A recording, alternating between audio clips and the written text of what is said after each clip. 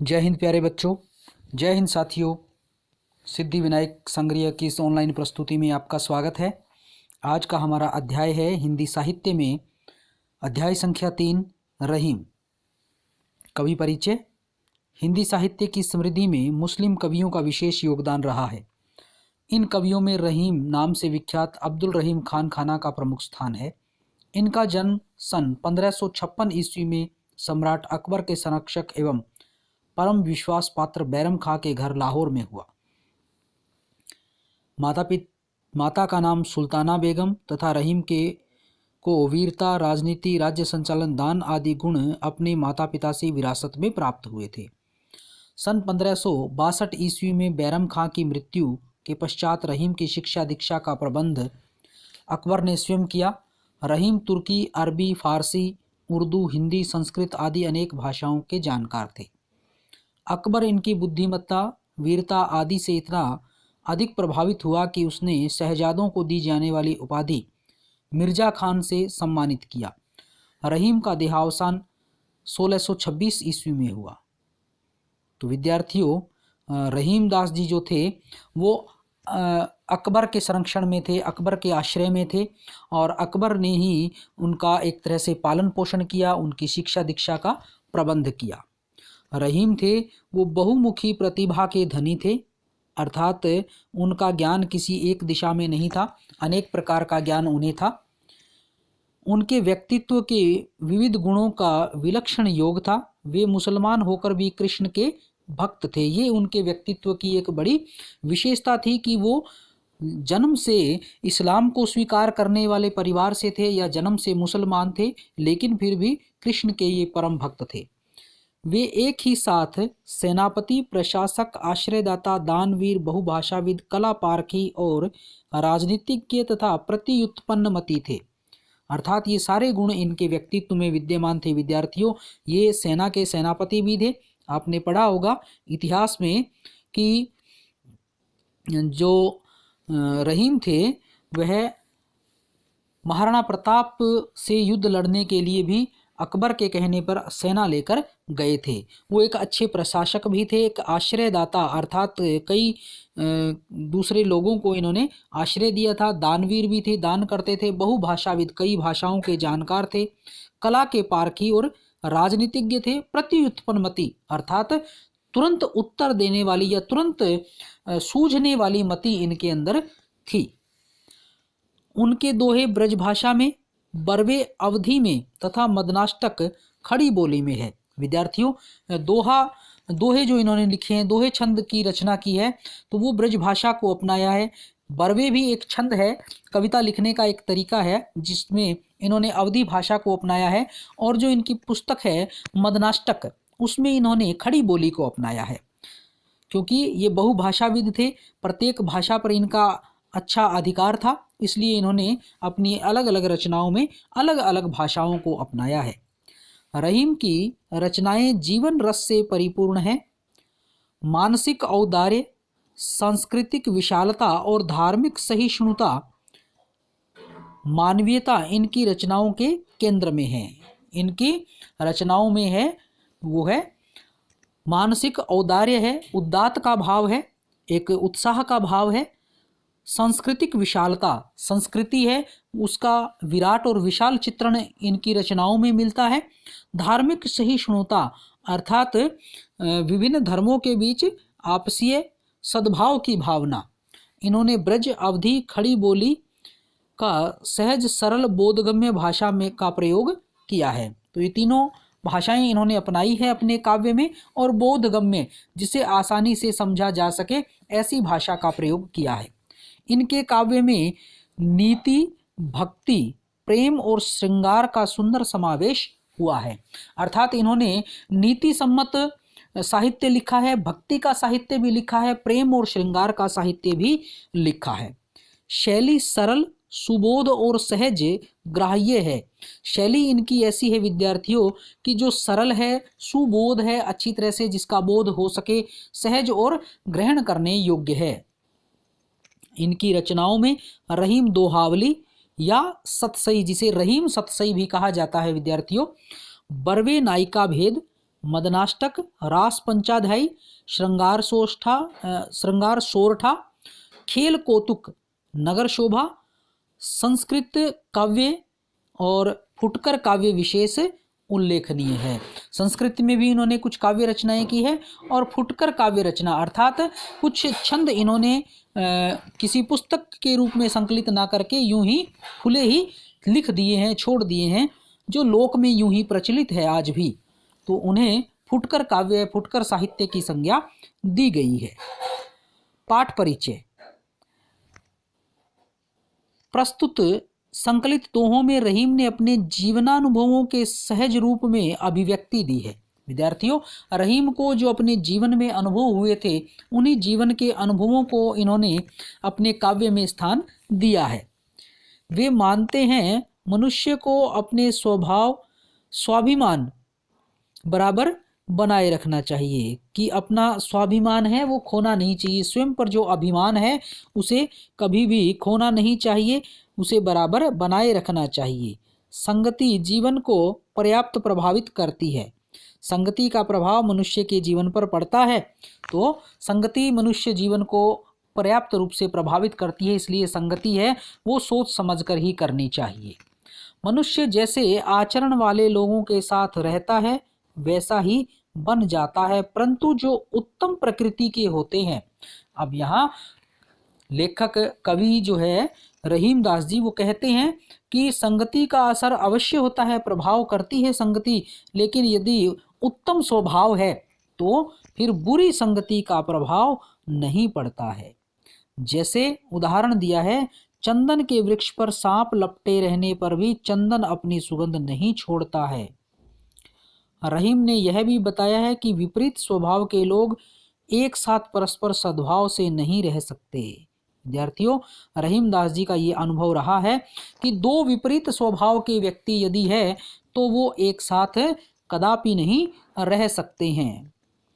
रहीम इस बात पर जोर देते हैं कि मनुष्य को प्रेम भाव बनाए रखना चाहिए तथा पेड़ पौधों की तरह दानशील प्रवृत्ति रखनी चाहिए। जैसे पेड़ पौधे हैं वो ना अपनी छाया का प्रयोग स्वयं अपने लिए करते हैं, ना अपने फलों का प्रयोग अपने लिए करते हैं, बल्कि वो सब कुछ दूसरों को दे देते हैं। तो इसलिए हमें भी ऐसे ही दानवीर बनना चाहिए। मनुष्य को दुष्ट प्रकृति के लोगों से मित्रता और शत्रुता दोनों ही नहीं रखनी चाहिए। वस्तुतः रहीम के दोहे जीवन की पाठशाला है, जिनमें धर्म, नीति, व्यवहार, राजनीति आदि जीवनोपयोगी विषय अभिव्यक्त हुए हैं। जीवन में जो बातें उपयोगी हैं वो जीवन के उपयोगी बातें इनके काव्य के अंदर दृष्टिगोचर होती हैं, वो इनके काव्य के अंदर आई हैं। सप्रसंग व्याख्या में आ जाते हैं हम। पहला दोहा है, अच्युत चरण तरंगिणी, शिव सिर मालती माल, हरि न बनाओ सुरसरी, कीजो इंदव भाल।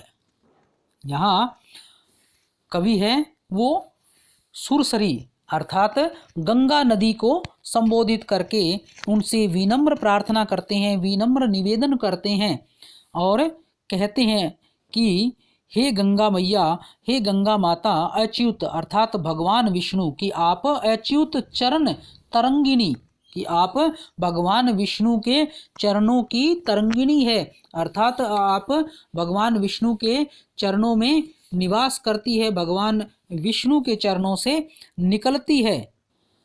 शिव सिर मालती भाल, और भगवान शिव के सिर के ऊपर मालती की माला, मालती नामक जो बेल है उसकी फूलों की माला के समान विराजमान रहती है। तो आप भगवान विष्णु के तो चरणों में रहती हैं और भगवान शिव के सिर पर मालती की माला के समान विराजमान रहती है। कवि आगे कहता है कि हे माता, कि हरि न बनाओ सुरसरी, कि हे माता, हे सुरसरी, हे गंगा मैया, आप मुझे हरि अर्थात भगवान विष्णु न बनाओ। यदि आप मुझ पर कृपा करो, मेरा उद्धार करो, तो मुझे विष्णु नहीं बल्कि क्या बनाए, शिव बनाए। कीजो इंदव भाल, इंदव भाल अर्थात वह देव बना दे, मुझे कीजो करिए या बनाइए, मुझे वह वाला देव बना दीजिए जिसके भाल अर्थात मस्तक के ऊपर इंदव अर्थात चंद्रमा है। तो विद्यार्थियों, भगवान शिव के मस्तक पर चंद्रमा है अर्थात कवि कहना चाहता है कि आप मुझे भगवान विष्णु का रूप न दे करके मुझे भगवान शिव का रूप दे दीजिए, क्योंकि भगवान विष्णु का रूप यदि आप मुझे देंगे मेरा उद्धार करके तो आप मेरे चरणों में रहेंगी, इससे मुझे बड़ा पाप लगेगा। लेकिन मैं चाहता हूं कि मैं आपको अपने सिर पर धारण करूं, इसलिए आप मेरा उद्धार करें तो मुझे शिव बना दीजिए। कि कवि कहता है कि आपके चरणों में, आपको चरणों में रखने का पाप का भागी न बनूं, आपको अपने सिर पर धारण करने का सौभाग्य पाऊं, इसलिए आप मुझे विष्णु न बना करके शिव बना दीजिए। एक अन्य दोहा यही इसी में संकलित है विद्यार्थियों। उससे पहले हम थोड़ी सी बात कर लें यहाँ कि इस दोहे का जो विशेष है उस विशेष में हमने जो लिखना है उस विशेष में हम, यदि हमें परीक्षा के अंदर दो दोहे एक साथ दिए जा रहे हैं तो दोनों के बारे में हम यहाँ संदर्भ और प्रसंग में लिखें, माफ कीजिए विशेष में नहीं बल्कि संदर्भ और प्रसंग की बात पहले करें। तो संदर्भ और प्रसंग में हम दोनों दोहों के बारे में लिखें, और यदि एक दोहा दिया है तो उस एक के बारे में ही लिखें। लेकिन ये अवश्य ध्यान रखें विद्यार्थियों कि यदि दोहे दो हैं तो दोनों के बारे में ही लिखें कि उनमें क्या किस टॉपिक की चर्चा की जा रही है। जैसा कि हमने यहाँ स्पष्टतया लिख दिया है कि दूसरे दोहे में कवि ने क्या कहा है, किसके बारे में बताया है। दूसरा दोहा है, अमी पियावत मान बिनु रहीमन रहीमन मोहिन सुहाए, मान सहित मरिबो भलो जो विष देई बुलाए। यहाँ कवि कहता है कि इस दूसरे दोहे में अपनी बात कवि रखते हुए कहता है कि आत्मसम्मान के साथ जीना ही सबसे अच्छा जीना है। यदि मुझे कोई बिना उचित सम्मान के, अर्थात जितना सम्मान का मैं अधिकारी हूँ उतना सम्मान दिए बिना यदि कोई मुझे अमृत भी पिलाता है तो वो अमृत भी मैं नहीं पीना चाहता हूँ, तो वह भी मुझे स्वीकार नहीं होगा। और यदि सम्मान रहित बुलाकर कोई मुझे विष भी पिलाए तो मैं उस विष को पीकर सम्मान के साथ मरना स्वीकार करूँगा। अर्थात कवि कहता है कि हमें आत्मसम्मान के साथ जीना चाहिए, आत्मसम्मान के साथ जीने की प्रेरणा कवि ने दी है। और कहता है कि अपमान के साथ या बिना उचित सम्मान के साथ भले ही कोई अमृत पिलाए तो वो अमृत मैं नहीं पीऊँगा, लेकिन मेरा सम्मान करके यदि मुझे विष भी पिलाया जाए तो वो भी मैं पी सकता हूँ। यहाँ विशेष की चर्चा करें विद्यार्थियों तो विशेष में हम कहेंगे कि मुस्लिम होते हुए भी रहीम ने हिंदू देवी देवताओं के प्रति आदर का भाव प्रकट किया है। जैसे उन्होंने गंगा की स्तुति की है, विष्णु की स्तुति की है, शिव की स्तुति की है और शिव बनना वो चाहते हैं। इसके अतिरिक्त कवि को हिंदू धर्म ग्रंथों का भी अच्छा परिचय या उनका ज्ञान प्राप्त है। शिव स्वरूप पाने के लिए कवि ने रोचक तर्क दिया है। कवि ने संदेश दिया है कि अपमान पूर्वक सुखी जीवन जीने से सम्मान सहित मृत्यु का वर्ण करना ही श्रेष्ठ जीवन शैली है। शिव सिर तथा मालती माल में अनुप्रास अलंकार है। भाषा साहित्यिक ब्रजी या ब्रज भाषा है तथा शैली चमत्कार पूर्ण और उपदेशात्मक है। आगे बढ़ते हैं विद्यार्थियों। कदली सीप भुजंग मुख स्वाति एक गुण तीन, जैसे संगत बैठिए तेसोई फल दीन। तो देखिए विद्यार्थियों, पिछला अध्याय जो पहला अध्याय कबीर दास जी का था, उन्होंने इससे मिलती जुलती ही बात कही थी। अर्थ यही था, केवल जो दोहा लिखा गया था वो थोड़ा सा बदल करके लिखा गया था। तो यहाँ विद्यार्थियों हम उस दोहे का विशेष के अंतर्गत उनके कबीर दास जी के दोहे का उदाहरण दे सकते हैं कि ऐसी मिलती जुलती बात कबीर दास जी ने भी कही है। तो ये तो हुई हमारे विशेष के लिखने की बात। अब हम सप्रसंग व्याख्या की बात करते हैं। प्रसंग में हमने वही बातें लिखनी है कि कहाँ से लिया गया है, कौन रचनाकार है और इसमें किस विषय में, किस टॉपिक पर बात चल रही है। तो विद्यार्थियों, यहाँ कदली सीप भुजंग मुख स्वाति एक गुण तीन। यहाँ कदली अर्थात केला, सीप सीपी जिसमें मोती बनता है, और भुजंग अर्थात सर्प, ये तो तीन है। लेकिन इन तीनों के अंदर स्वाति नक्षत्र के अंतर्गत बरसने वाला जो जल है उसकी एक बूंद जब गिरती है, वो जल तो एक जैसा ही है, लेकिन गिरने का स्थान तीन अलग अलग हैं, और इन तीनों के अलग अलग स्थान पर गिरने से उनके तीन परिणाम होते हैं। उसी बात को कवि ने बताया है। कवि कहता है कि संगति का प्रभाव है वो हमारे जीवन में अवश्य होता है। संगति के प्रभाव को बताया है। अच्छी संगति से हम अच्छे हो जाते हैं, अच्छी वस्तु प्राप्त होती है, और बुरी संगति का प्रभाव बुरा होता है। जैसे स्वाति नक्षत्र के समय में गिरने वाली जल की बूंद केले पर गिरती है। कवि लिखता है कदली सीप भुजंग, कदली अर्थात केले, तो केले पर जब वो स्वाति नक्षत्र की एक बूंद गिरती है विद्यार्थियों, तो वह कपूर बन जाती है। कवि लिखता है कि वह कपूर बन जाती है, और सीपी में गिरती है तो मोती बन जाती है, और वही बूंद जब सर्प के मुख में गिरती है तो प्राण घातक विष बन जाती है। तो इस तरह से मनुष्य भी जैसी संगति में रहेगा वैसा ही बन जाएगा। स्वाति नक्षत्र की बूंद जैसी संगति में गई वैसा ही उसका परिणाम हुआ, और मनुष्य भी जैसी संगति में होगा वैसे ही उसका स्वभाव हो जाएगा, या वैसा ही वह स्वयं हो जाएगा।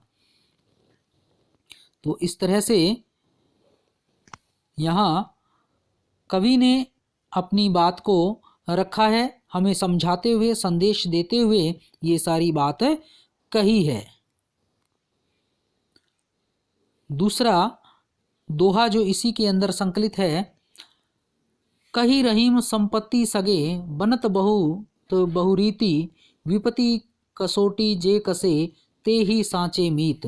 अब सच्चे मीत की, सच्चे मित्र की, सगे संबंधी सच्चे कौन है वास्तव में हमारे, उस बात को बताया है कवि ने। कवि क्या कहता है कि जब कोई व्यक्ति धन संपन्न होता है तो बहुत से परिचित लोग भी अनेक उपायों से उसके सगे संबंधी बन जाते हैं। कि रहीम संपत्ति सगे बनत बहुत बहुरीति, कि बहुत सी रीति से, बहुत सी तरीकों से, बहुत सी युक्ति करके सगे संबंधी बन जाते हैं। परंतु विपत्ति कसोटे जे कसे, जब विपत्ति आती है, मुसीबत जब आती है और उस मुसीबत की कसौटी पर जब उन सगे संबंधियों को कसते हैं, अर्थात उन सगे लोगों को जब परखते हैं, तो उससे सगेपन और मित्रता की परीक्षा संकट आने में हो जाती है।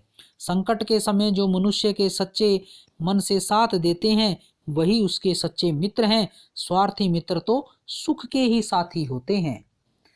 तो सच्चे मित्र कौन हैं? जो हमारी विपत्ति में सहायता करते हैं वे ही सच्चे मित्र हैं।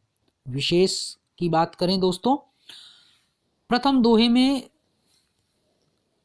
कवि ने संदेश दिया है कि मनुष्य को सदा अच्छे लोगों की संगति करनी चाहिए। कुसंग का बुरा फल मिलना अवश्यम भावी है। और सच्चे मित्र की पहचान भी यहाँ बता दी गई है। पहले दोहे में संपत्ति सगे बनत बहुत बहु में अनुप्रास अलंकार है, विपत्ति कसोटी में रूपक अलंकार है, और भाषा है वो साहित्यिक ब्रज भाषा है। बढ़ते हैं आगे हमारे अगले दोहे की ओर।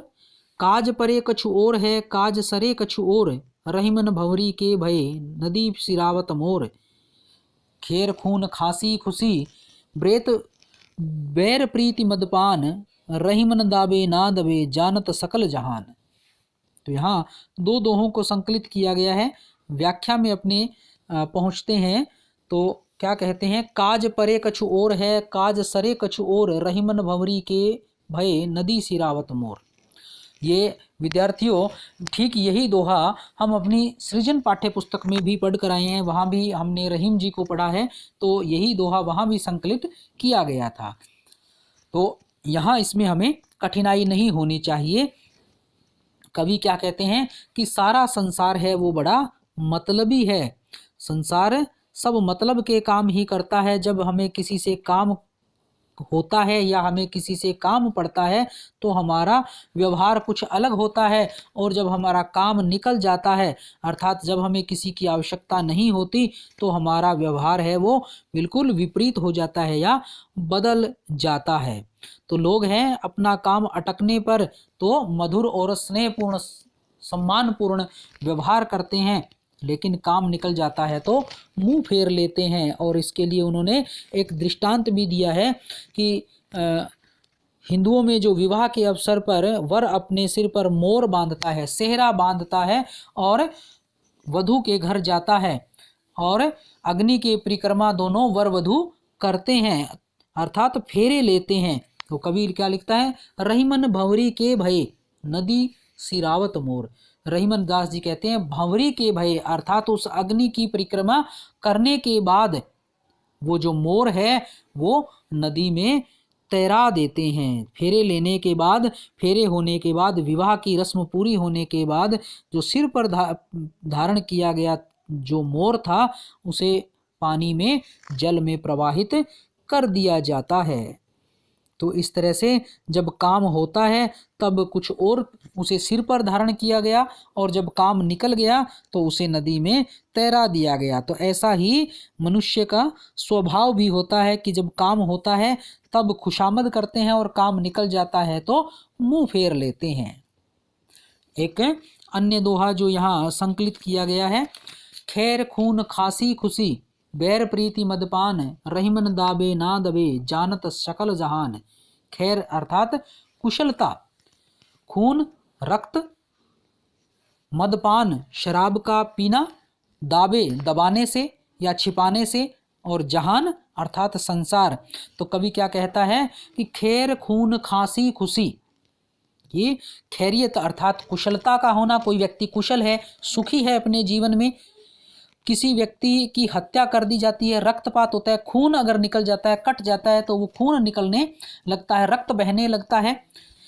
खांसी की बीमारी और मन में किसी कारण की जो प्रसन्नता है, बैर किसी से कोई शत्रुता है, प्रीति अर्थात किसी से के प्रति कोई प्रेम है, लगाव है, मदपान और शराब का पीना, ये सारी चीजें दबाए से नहीं दबती है। रहीमन दाबे ना दबे, रहीम दास जी कहते हैं इनको कितना भी दबाओ लेकिन ये चीजें दबाई नहीं जा सकती अर्थात इन्हें छुपाया नहीं जा सकता।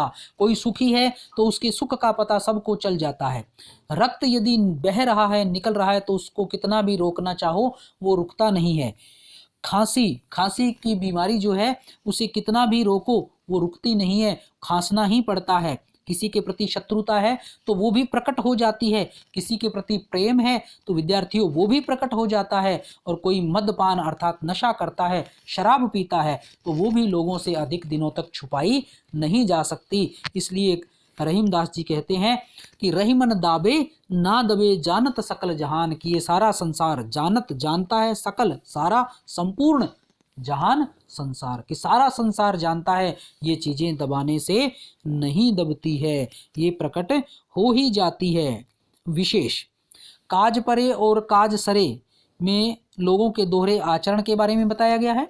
लोग बड़े मतलबी होते हैं, अपने लाभ को देखकर ही व्यवहार करते हैं, ये भी यहाँ संकेत किया गया है। दोहा छंद ब्रजभाषा तथा दृष्टांत अलंकार है। खेर खुशी, खेर खून खांसी खुशी, इनमें अनुप्रास अलंकार है। कवि रहीम ने यहाँ अपने अनुभव से मानवीय स्वभाव का वर्णन किया है। बढ़ते हैं अगले दोहे की तरफ। जो रहीम उत्तम प्रकृति का करी सकत कुसंग, चंदन विष व्यापत नहीं लपटे रहत भुजंग। यहाँ भी उत्तम प्रकृति और संगति का चित्रण कवि ने किया है। एक अन्य दोहा भी इसके साथ ही संकलित है। जो रहीम गति दीप की कुल कपूत गति सोए, बारे उजियारो करे बढ़े अंधेरो होए। तो यहाँ हम पहले दोहे की बात करते हैं विद्यार्थियों। तो पहले दोहे में कवि क्या कहना चाहता है? पहले दोहे में वह कहता है कि मनुष्य का स्वभाव श्रेष्ठ और ऊंचा है तो बुरे लोगों के साथ रहने पर भी वह अपनी बुराइयों से वो उनकी बुराइयों से प्रभावित नहीं होता है। कवि लिखता है, जो रहीम उत्तम प्रकृति, रहीमदास जी कहते हैं कि कोई व्यक्ति उत्तम प्रकृति, अच्छे स्वभाव का, उच्च और सच्चे स्वभाव का है, का करी सकत कुसंग, का करी क्या कर सकती है, सकत सकती है, कुसंग बुरी संगति उसका क्या कर सकती है, अर्थात बुरी संगति का भी उस पर कोई प्रभाव नहीं पड़ता है। चंदन विष व्यापत नहीं, रहीमदास जी कहते हैं कि जिस तरह से चंदन के पेड़ के ऊपर सांप लिपटे रहते हैं, जिस प्रकार चंदन के वृक्ष से सर्प लिपटे रहते हैं, फिर भी अपने विष से हानि नहीं पहुंचाते हैं, अर्थात चंदन है वो विषैला नहीं होता है। चंदन की शीतलता नष्ट नहीं होती है, उसमें किसी तरह का विष नहीं घुलता है, चाहे सांप उस पर लिपटे रहें। विद्यार्थियों, चंदन का वृक्ष या जहाँ चंदन के वृक्ष होते हैं वहाँ बड़ी शीतलता होती है और सर्प को बड़ी गर्मी अनुभव होती है, इसलिए गर्मी के दिनों में चंदन के पेड़ों से सांप लिपट जाते हैं। तो ये एक सत्य है। इसी सत्य का उद्घाटन करते हुए कवि ने एक उदाहरण के रूप में इस बात को लिया है और हमें बताया है कि यदि हमारा स्वभाव ऊंचा है, हमारी प्रकृति बड़ी अच्छी है, स्वभाव बड़ा अच्छा है, तो बुरी संगति भी हमारा कुछ नहीं बिगाड़ सकती है, लेकिन हमें प्रतिपल सचेत रहना होगा या सचेत रहना चाहिए। दूसरे दोहे में कवि कहते हैं कि जो रहीम गति दीप की, कुल कपूत गति होए। रहीमदास जी कहते हैं कि जो गति से यहाँ एक अर्थ है अंत का, कि दीपक की जो गति होती है, दीपक है वो जलता है तो चारों तरफ प्रकाश करता है, जैसे ही दीपक घर में जलाया जाता है पूरे घर में प्रकाश हो जाता है, और वैसी ही गति है या वैसा ही जीवन है वो कुल कपूत, कुल का जो कुपुत्र होता है उसकी गति भी वैसी ही होती है। रहीम क्या कहते हैं कि परिवार में जन्म लेने वाले कुपुत्र की कार्य व्यवहार दीपक के समान ही होता है। जब दीपक को जलाया जाता है तो उसका प्रकाश चारों ओर फैल जाता है और सबको प्रकाशित करता है, और जब वह बुझ जाता है तो चारों ओर अंधेरा छा जाता है।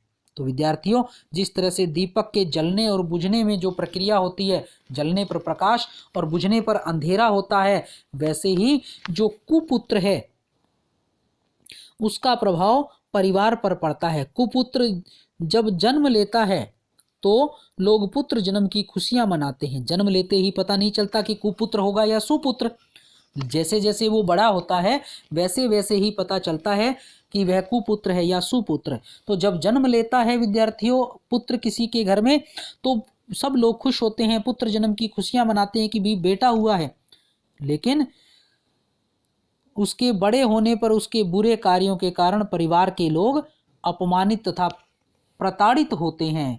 चारों तरफ उनका अपमान होता है, लोग उन्हें बार बार उलाहना देते हैं, तब उसका समाज में बेइज्जती होती है, पुत्र जन्म के समय की खुशियां यहाँ नष्ट हो जाती है।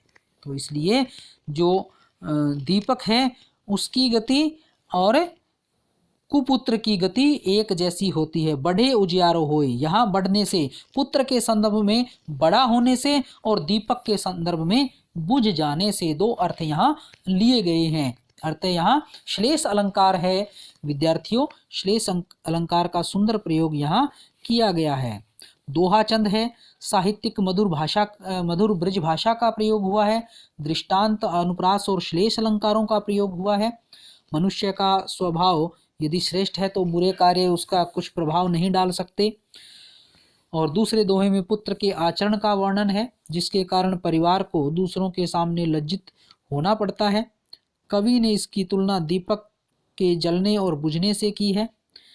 बारे उजियारों तथा बढ़े अंधेरों में श्लेष अलंकार यहाँ पंक्ति पुण्य से लिखी गई है। बढ़ते हैं आगे अगले दोहे में।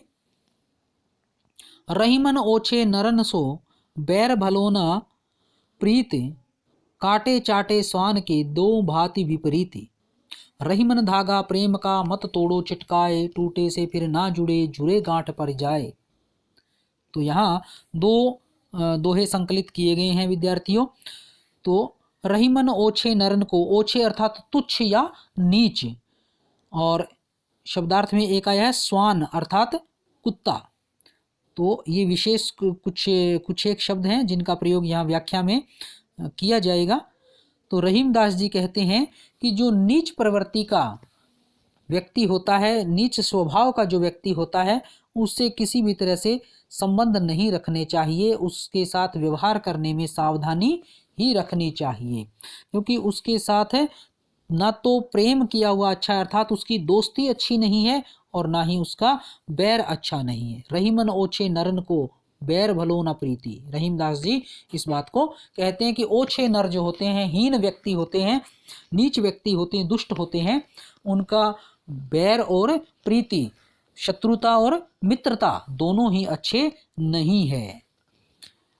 तो इन दोनों अवस्थाओं में ही अहित होता है। दूसरी बात कहते हैं, काटे चाटे स्वान के दो भांति विपरीति, कि स्वान अर्थात कुत्ता चाहे मनुष्य को काट ले या उसे चाट ले। जब वो काटता है तो बहुत कष्ट होता है, वह मनुष्य को चाटता है तब भी क्षति होने का खतरा है, उससे बीमारी फैलने का खतरा ही रहता है। तो चाटने और काटने से दोनों तरह से ही कुत्ते से खतरा ही है। तो वह जो दुष्ट व्यक्ति है वह भी कुत्ते के समान ही है। तो इसलिए उसका ना तो उससे वैर रखना चाहिए, ना ही उससे प्रेम रखना चाहिए। दूसरा दोहा है इसमें, रहीमन धागा प्रेम का मत तोड़ो चटकाए, टूटे से फिर ना जुड़े जुड़े गांठ पर जाए। कवि रहीमदास जी कहते हैं कि जो प्रेम रूपी धागा है उसे कभी भी तोड़ना नहीं चाहिए। प्रेम रूपी धागा अर्थात दो मनुष्यों के बीच, दो मित्रों के बीच जो मित्रता का भाव है, जो प्रेम का भाव है, उसमें कभी भी ईर्ष्या का भाव, गलतफहमी का भाव नहीं आना चाहिए। कवि कहते हैं कि प्रेम एक धागे के समान है और वह दूसरों के साथ अपने प्रेम संबंध से हमें बिना विचारे असावधानी वश उसे नष्ट नहीं करना चाहिए। अर्थात बिना सोचे समझे मित्रता के बीच में किसी तरह का कोई गतिरोध नहीं आना चाहिए। इसी बात को कवि कहता है कि अगर एक बार वो प्रेम संबंध टूट जाता है तो दोबारा से नहीं जुड़ता है, और यदि जुड़ता है तो उसमें गांठ पड़ जाती है। जैसे धागा तोड़ें और उसे फिर से जोड़ें तो उसमें गांठ लगानी पड़ती है। तो विद्यार्थियों, यही बात कवि यहाँ कहना चाहते हैं कि हमारी जिनसे मित्रता है, अगर थोड़ी सी भी उसमें कड़वाहट आ जाती है तो हमेशा फिर हमारे मन में यही बात रहती है कि फिर से हमारी मित्रता न टूट जाए। मैंने तो उसके साथ हंसी मजाक किया था और वो मेरी बात का बुरा मान गया, तो वो फिर से कहीं मेरी बात का बुरा ना मान जाए, ये बात हमारे मन में हमेशा खटकती रहती है। तो वो जो बात हमारे मन में खटकती है विद्यार्थियों, वही गांठ के समान है। तो धागे की गांठ उसी खटकने वाली बात को कहा गया है कि मित्रता में किसी तरह का गतिरोध नहीं आना चाहिए, अन्यथा मित्रता हमेशा के लिए खराब हो जाती है। सरस मधुर ब्रज भाषा और दोहा छंद में इसकी रचना की गई है। कवि ने नीति विषयक बातें सरल ढंग से समझाई है। ओछे लोगों से प्रेम तथा शत्रुता का निषेध किया है। धागा प्रेम का में रूपक अलंकार है, प्रथम दोहे में दृष्टांत अलंकार है।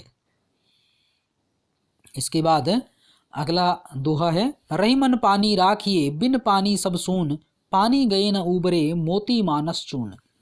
और एक अन्य दोहा है, प्रीतम छवि नैनन बसी पर छवि कहाँ समाए, हरि सराय रहीम लखी पथिक आप फिर जाए। यहाँ जो दो दोहे हैं, इसमें पहले दोहे में विद्यार्थियों ये बड़ा सुंदर और बड़ा प्रसिद्ध श्लेष अलंकार का उदाहरण है। यहाँ श्लेष अलंकार की बात करें तो श्लेष अलंकार विद्यार्थियों वहाँ होता है जहाँ कोई शब्द है वो एक बार आता है और उसके एक से अधिक अर्थ होते हैं। तो यहाँ पर पानी शब्द है, द्वितीय पंक्ति में देखिए, यूं तो इसमें 2 या 3 बार पानी शब्द का प्रयोग हुआ है, लेकिन जो दूसरी पंक्ति है पानी गए न उबरे, उसमें पानी शब्द एक ही बार प्रयुक्त हुआ है, लेकिन इसके 3 अर्थ हैं। मोती के लिए पानी का अर्थ है चमक, मनुष्य के लिए पानी का अर्थ है उसका इज्जत या मान सम्मान, और चून अर्थात चूना इसके अर्थ में है साधारण पानी। तो यहाँ कवि क्या कहता है, रहीमदास जी कहते हैं कि संसार में पानी का बड़ा महत्व है। अर्थात पानी है वो बड़ी महत्वपूर्ण चीज है। पानी यदि नहीं है तो सब कुछ अर्थहीन हो जाता है। जैसे पानी के अभाव में मोती, मनुष्य तथा चूने का महत्व घट जाता है। मोती का पानी अर्थात उसकी चमक चली जाए। हम बाजार में जब मोती लेने जाते हैं विद्यार्थी, तो देखते हैं कि मोती में चमक कितनी है, कहीं उसकी चमक खराब तो नहीं हो गई है। इसी आधार पर उसका मूल्य आंका जाता है। तो विद्यार्थियों, यदि मोती का पानी अर्थात उसकी चमक चली जाए तो उसका सौंदर्य और उसका मूल्य घट जाता है। मनुष्य का पानी अर्थात उसका मान सम्मान चला जाए तो मनुष्य का भी जो आदर सम्मान है वो घट जाता है, वो सम्माननीय नहीं रह जाता। और चूने में अगर पानी चला जाए, वो सूख जाए, तो फिर वो चूना भी किसी काम का नहीं रहता है। तो पानी है वो इन तीनों के लिए तीन अर्थ लिए हुए है। मोती के लिए चमक, मनुष्य के लिए मान सम्मान इज्जत, और चूने के लिए साधारण पानी। तो अगर पानी नहीं है तो ये तीनों चीजें बेकार हो जाती है। इसलिए रहीमदास जी कहते हैं कि पानी का बड़ा महत्व है और पानी को हमें रखना चाहिए। इसके बाद अगला दोहा है, प्रीतम छवि नैनन बसी, पर छवि कहाँ समाए, भरी सराय रहीम लखी, पथिक आप किए जाए।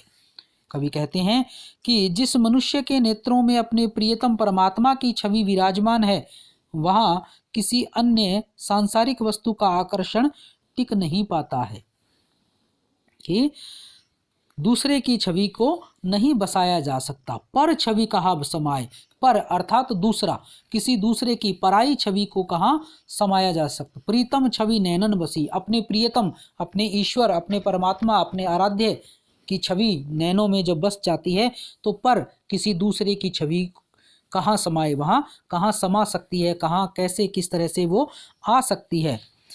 तो अन्य किसी की भी सुंदरता उसे आकर्षित नहीं कर पाती है। पर किसी धर्मशाला अथवा सराय में कोई स्थान रिक्त नहीं होता, तो यह देखकर वहां आने वाला यात्री स्वयं ही लौटकर चला जाता है। रहीम सराय लखी, कि भरी सराय लखी, भरी हुई सराय धर्मशाला को भरा हुआ देख करके पथिक आप फिर जाए। पथिक जो कोई व्यक्ति आता है वो पुनः लौट जाता है।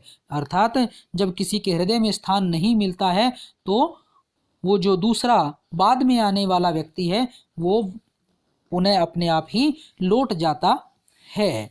यहाँ कि प्रियतम भी उसी प्रकार प्रियतम की छवि वाली आंखों में सांसारिक वैभव के प्रति आकर्षण नहीं आ पाता है। कि जिस तरह से सराय के अंदर जब भरी हुई सराय होती है तो कोई अन्य व्यक्ति नहीं आ सकता है, वैसे ही जिन आंखों में प्रियतम की छवि, अपने ईश्वर की, इष्ट देव की छवि बस जाती है, उसमें कोई सांसारिक आकर्षण नहीं आ पाता है। श्लेष अलंकार का प्रयोग द्वारा कवि ने पानी के तीन अर्थ चमक, मर्यादा और जल बताए हैं। कवि ने संदेश दिया है कि मनुष्य को अपनी मान मर्यादा की रक्षा के प्रति सतर्क रहना चाहिए। अनुप्रास तथा श्लेष अलंकार है। दूसरे दोहे में ईश्वर के प्रति सच्ची लगन को भक्त के लिए आवश्यक बताया है। यहाँ दृष्टांत अलंकार है। दोहा छंद और मधुर ब्रज भाषा का प्रयोग किया गया है। अगले दोहे में, यो रहीम जस होत है, उपकारी के संग, बांटन वारे के लगे, जो मेहंदी के रंग, बिगड़ी बात बने नहीं, लाख करे किन कोय, रही मन फाटे दूध को, मथे न माखन होय। कवि क्या कहते हैं कि यो रहीम जस होत है, उपकारी के संग, कि जो व्यक्ति उपकार करता है तो उसी को उसका जस या यश भी मिलता है। कहता है कि परोपकार करने वाले को सदैव उसके यश की प्राप्ति या उसका लाभ है वो सदैव मिलता है। साथ रहने वाले को इसका लाभ अनायास ही प्राप्त हो जाता है।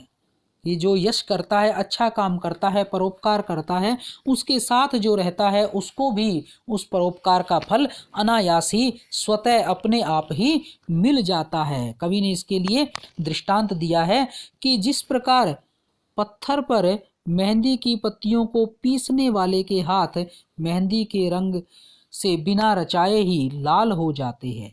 कवि क्या लिखता है कि बांटन वारे के लगे, जो मेहंदी के रंग, बांटन बांटने वाला देने वाला नहीं, बांटन वाले जो उसे पीसता है, बांटता है।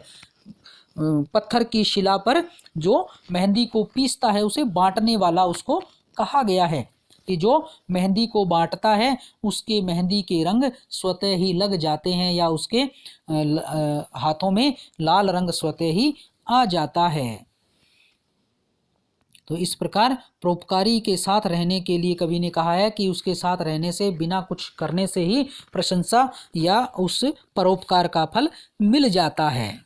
अगले दोहे में कवि कहते हैं, बिगड़ी बात बने नहीं लाख करे किन कोई। बिगड़ी बात कि जो बात बिगड़ जाती है वो फिर से बने नहीं, फिर से नहीं बनती है। लाख करें किन कोई, चाहे उसके लिए लाखों प्रयास क्यों न किए जाए, लाखों प्रयास करने पर भी वो बिगड़ी हुई बात में सुधार नहीं रहता है। रहीमन फाटे दूध को मथे न माखन होए। दृष्टांत में उदाहरण देते हुए कवि कहता है कि यदि दूध फट जाए तो भी उसको चाहे कितना भी बिलोया जाए, कितना भी मथा जाए, उनमें से माखन नहीं निकलता है। मथे न माखन होए, कितना भी मथा जाए फटे हुए दूध को, उसमें से मक्खन नहीं निकाला जा सकता है। प्रस्तुत दोहे में कवि ने नीति से संबंधित बातें बताई है। कवि ने बताया है कि परोपकारी पुरुष का साथ रहना चाहिए कि उससे अनायास ही लाभ की प्राप्ति हो जाती है। हमें अपना काम सतर्क रहकर करना चाहिए। काम खराब होने पर हमें उसका फल प्राप्त नहीं होता है। और इसमें मधुर ब्रजभाषा का प्रयोग किया गया है। दोहा छंद में रचना प्रस्तुत है। बिगड़ी बात बने नहीं अनुप्रास और उदाहरण अलंकार भी हैं। मथत मथत माखन रहे दही मही भी लगाए, रही मन सोई मीत है पीर परे ठहराए। यहाँ इस अगले काव्य में, अगले दोहे में कवि कहते हैं कि रहीम कहते हैं, सच्चा मित्र सदा संकट में साथ निभाता है। सच्चे मित्र की विशेषता यहाँ कवि ने बताई है कि सच्चा मित्र जो होता है वो हमेशा संकट के समय काम आता है, संकट में साथ निभाता है। और उसकी पहचान भी यही होती है कि वह संकट आने पर कभी भी अपने मित्र का साथ नहीं छोड़ता है। उदाहरण जो दिया गया है कवि के द्वारा, विद्यार्थियों, कवि लिखते हैं कि रहीमन सोई मीत है भीर परे ठहराई, मथत मथन माखन रहे दही मही बिलगाए। कि जब दही को बार बार बिलोया जाता है, मथा जाता है, तो दही और मट्ठा तो अलग हो जाते हैं परंतु माखन वहीं स्थिर हो जाता है। अर्थात जो सच्चा मित्र होता है वो भी इसी तरह से अपने मित्र के साथ ही रहता है। वो दही और मट्ठे की तरह अलग नहीं होता बल्कि मक्खन की तरह एक जगह एकजुट हो जाता है। यहाँ ब्रजभाषा का सुंदर प्रयोग हुआ है। दोहा छंद है। मथत मथत माखन में अनुप्रास अलंकार है और दृष्टांत अलंकार भी यहाँ है। भीर परे मुहावरे का प्रयोग है। सच्चा मित्र मुसीबत के समय अपने मित्र का साथ नहीं छोड़ता है, ये संदेश भी दिया गया है। तो विद्यार्थियों, ये था आज का हमारा अध्याय रहीम दास जी के दोहे, जिसका हमने अभी यहाँ अध्ययन किया। इसकी PDF का लिंक डिस्क्रिप्शन में दिया हुआ है। डॉक्यूमेंट्री अच्छी लगे तो आप इसे लाइक करें, शेयर करें, सब्सक्राइब करें, ज़्यादा से ज़्यादा विद्यार्थियों तक इन्हें पहुंचाएं ताकि अधिक से अधिक विद्यार्थी इसका लाभ उठा सकें। मिलते हैं अगली वीडियो डॉक्यूमेंट्री में, तब तक के लिए जय हिंद, जय भारत।